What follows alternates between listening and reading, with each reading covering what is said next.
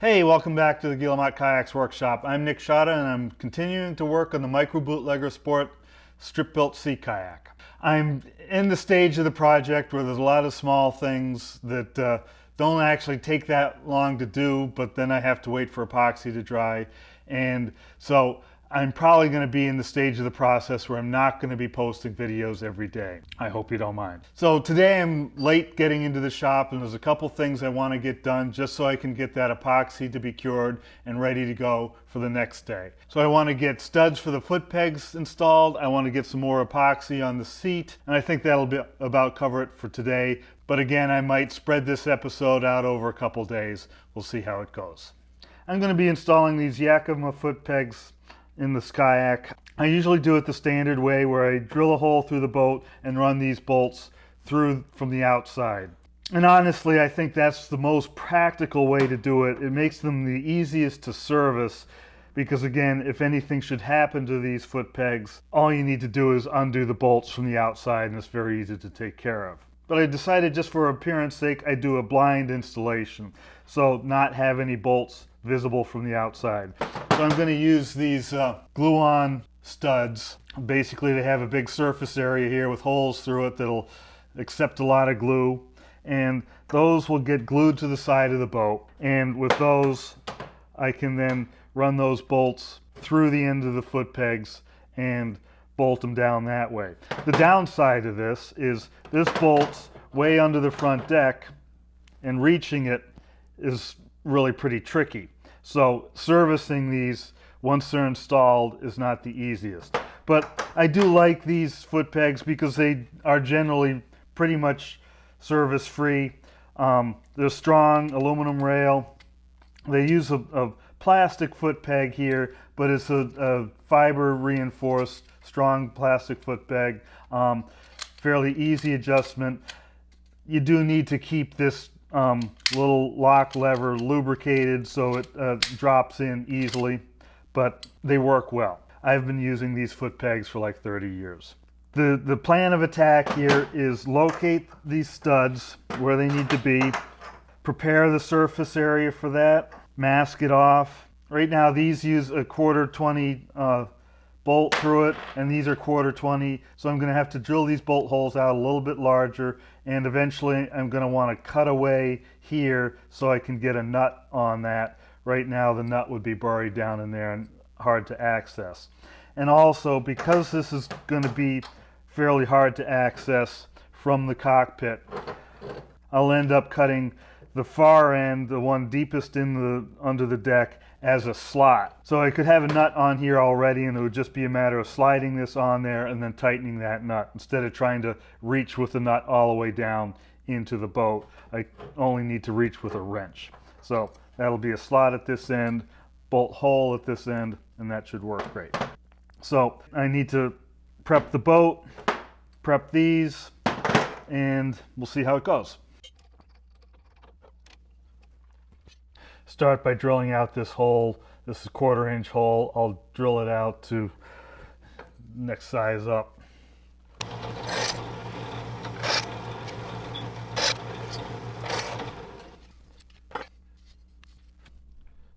So while I'm at it, I'm going to make a couple blocks of wood here with holes in it with this same drill where the hole spacing is the same as these rail spacing holes. And that way I can use those as a jig to make sure I get the studs in the right place.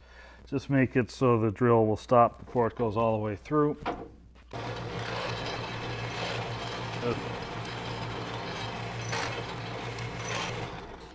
There's 2. So I've measured the location for the forward end of the foot peg from my cockpit. In this case, with these rails, it was 56 inches from the back of the coaming, just as a reference point. And that depends on the length of the rails, who you're setting it up for, etc. But that's just where I went to. And so that's this point here. And now I want to get that same distance on the other side, make sure that they're balanced. So I'm going to measure from here back.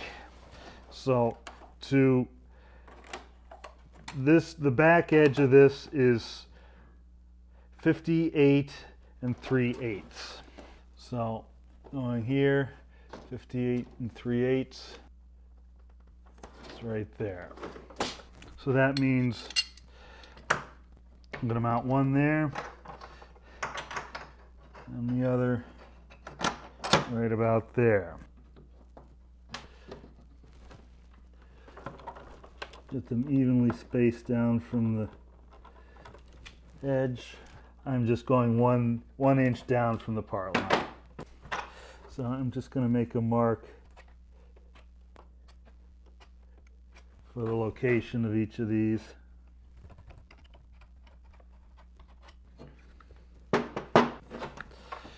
Likewise on the other side.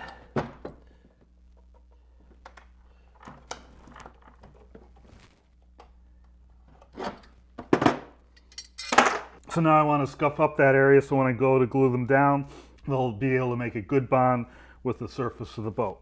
And my plan is to put a patch of fiberglass. So I'll put this down, then put a patch of fiberglass over top of that to extend the footprint a bit and help bond this in place. To that end, I want to make that scuffed area about an inch larger than this is.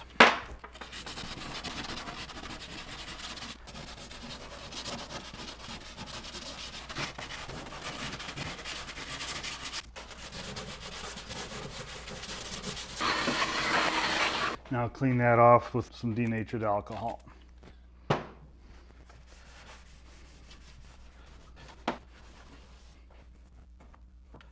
Now I want to mask around each one in preparation for the glass and to contain any messes I might make.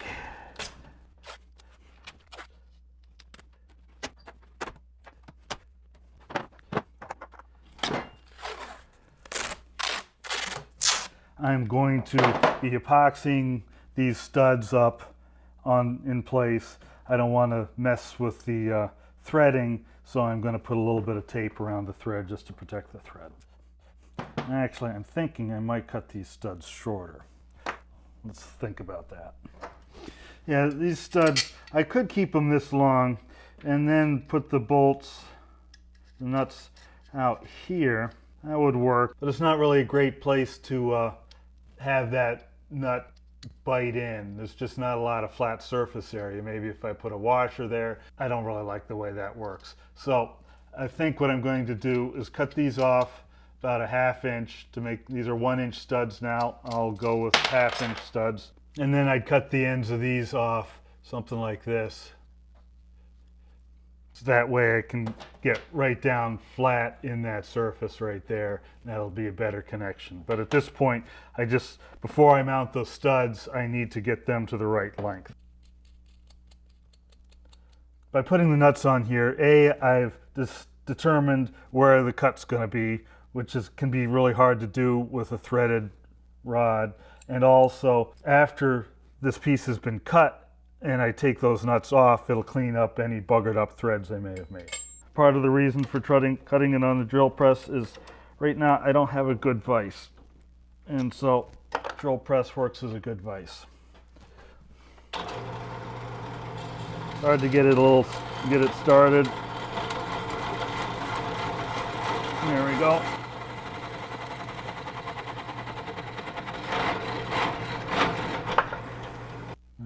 Take one nut off and then take it over the belt sander. Just clean up that end a little bit before taking the other nut off. So taking the nut off cleans up that thread, and now I've got a 1/2 inch long stud. So it turns out I've drilled these holes too deep in these little jigs. It ends up that the stud is all the way in there. If I used it to clamp these studs in place this way, the epoxy on the stud would glue itself to the jig, and then I wouldn't be able to get that apart. So I want to end up making some new ones with the hole only about a 1/4 inch deep. That way the jig won't get glued to the stud. So now the studs aren't bottoming out on the jig. And so that way, if I go to clamp this in place, put a clamp here, it'll hold that stud right where it needs to be, and the spacing will be just right. Last thing I want to do is scuff up the bottom of these studs.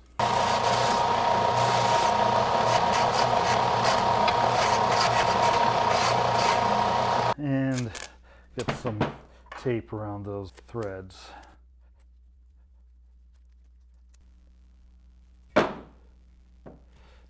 Less tape.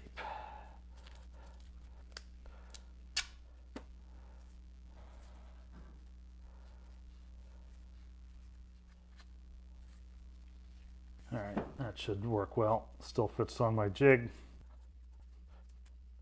And then I want to clean the studs off with acetone. Let's get rid of any oils.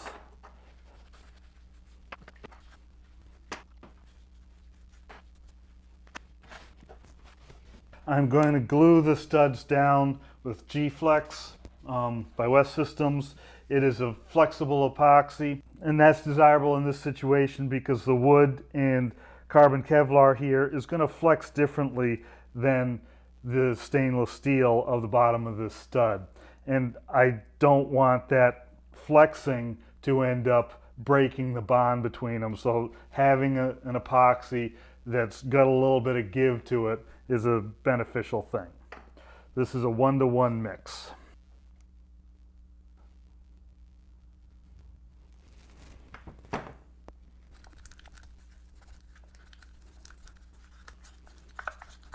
And to help strengthen that a little bit, I'm going to add some of the milled fiber. And now we'll spread this on the bottom of the stud. Find our marks on the side of the boat. Spread that glue. Try and get it down into those holes.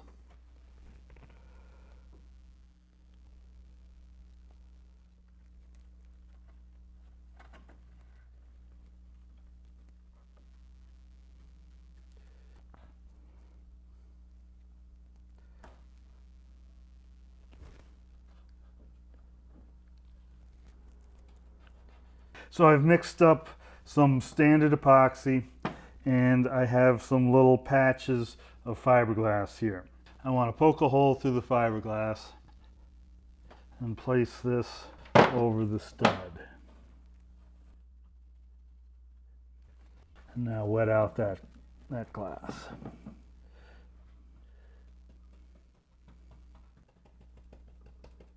Put the clamp back on, keep it from shifting too much.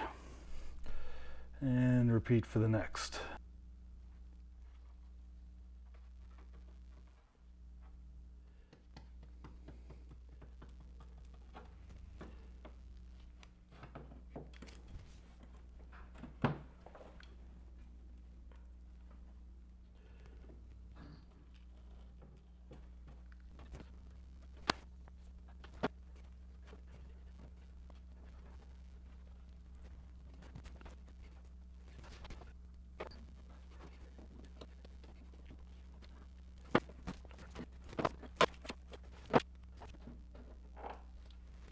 So I got those studs in.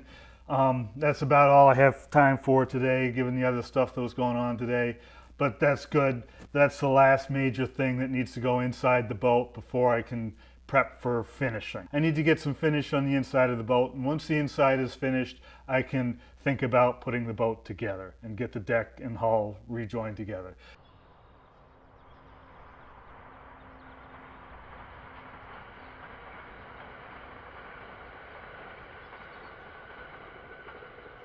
I've let these studs cure overnight, and now I just want to clean things up and test fit on the rails.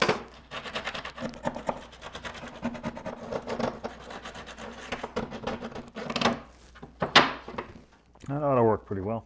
I do need to notch this out so I can get a nut on there. Woodworking tools are quite effective on cutting aluminum. So I'm just going to use the table saw to trim back the end here so I have room to get the nut on. Only caveat is eye protection and hearing protection.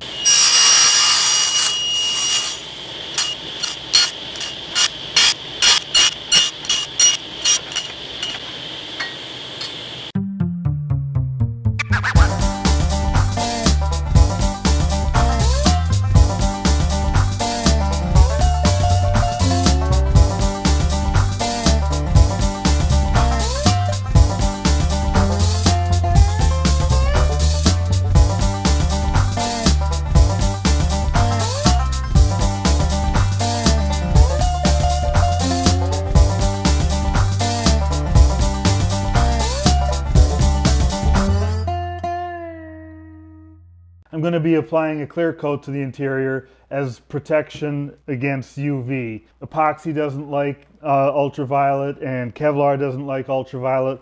You know, you think it's the interior, it's not going to get much, but at least in the cockpit area it's going to get some sunlight, and over time that'll degrade the epoxy and break down the Kevlar. I want to scuff this whole surface so I have some tooth for the finish to stick to. It's a little bit tricky to sand the inside because I've left the texture on. I left the texture on intentionally so it's not too slippery in there, but it means there's hills and valleys that the sandpaper isn't going to hit. I tend to use non-metallic abrasive pads, essentially Scotch-Brite pads, to do that scuffing because they conform most easily to the surface.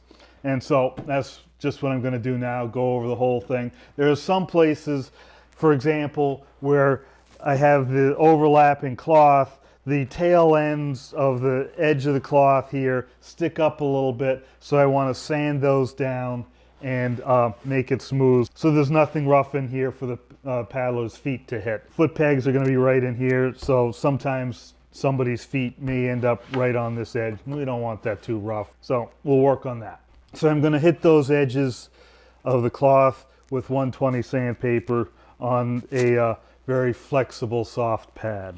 Sanding into the Kevlar will tend to make fuzzy spots, but again, I've found that if you keep on sanding those spots with finer and finer sandpaper, you can make the fuzz basically go away. The surface here is still going to be rough when I'm done sanding, but at least it won't be sharp.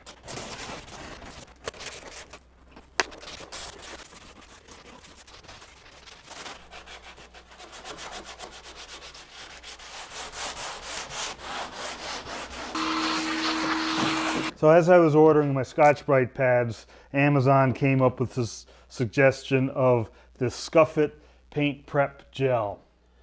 And this is supposed to be something that helps the Scotch-Brite pad work a little faster. So I figured, what the heck, I will give it a try, see what it does. Instructions say, dampen Scotch-Brite pad with water, apply Scuff It gel to the pad or directly to the panel. There we go, we'll give it a try.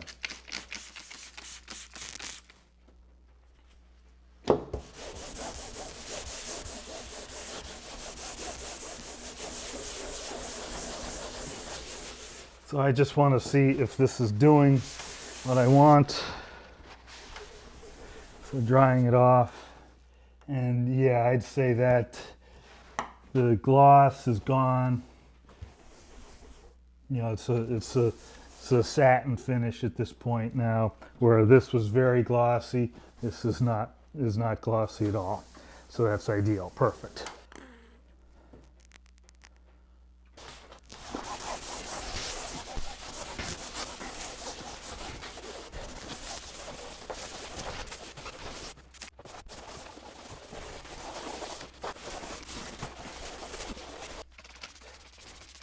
I found that with polishes, they're easy to clean off as long as they don't dry out. You let them dry out, even if you wet them down, they tend to bond together and be harder to clean up. So I'm just making sure this is staying wet until I have a chance to clean it out.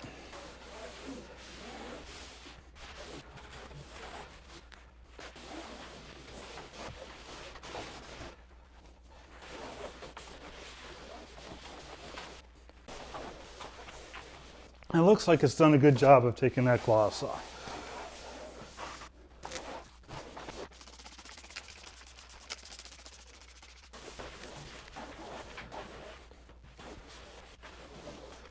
Just trying to make sure I get this as clean as possible. One thing to keep in mind when you're trying to clean something like this is making it wet and then just wiping it around doesn't clean it. You need to keep using a clean cloth, so you pick up the dirty stuff on that cloth and then don't just spread it around the boat again. You got to turn to a new part of the clean cloth.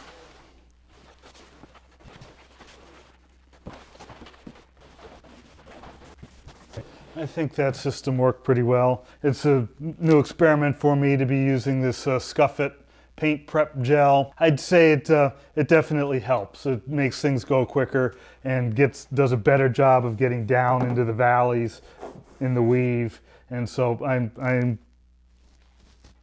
tentative recommendation.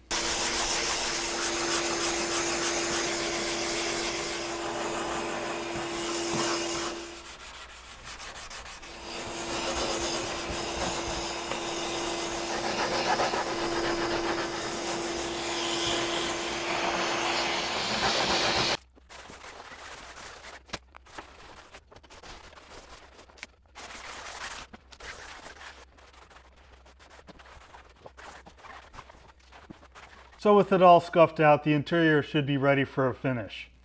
I'm not sure that's what I'll get to next episode. It depends on the weather and where I am on other projects. That's the goal, to get the finish on as soon as possible. So if you have any questions about anything you saw in this episode, please post them in the comments section. If you learned anything in this episode, give me a thumbs up. If you're learning anything in this series, hit subscribe and turn on notifications. If you want to support the production of these videos, head over to my Patreon site. Any little bit helps. So until the next episode, thanks for watching and happy paddling.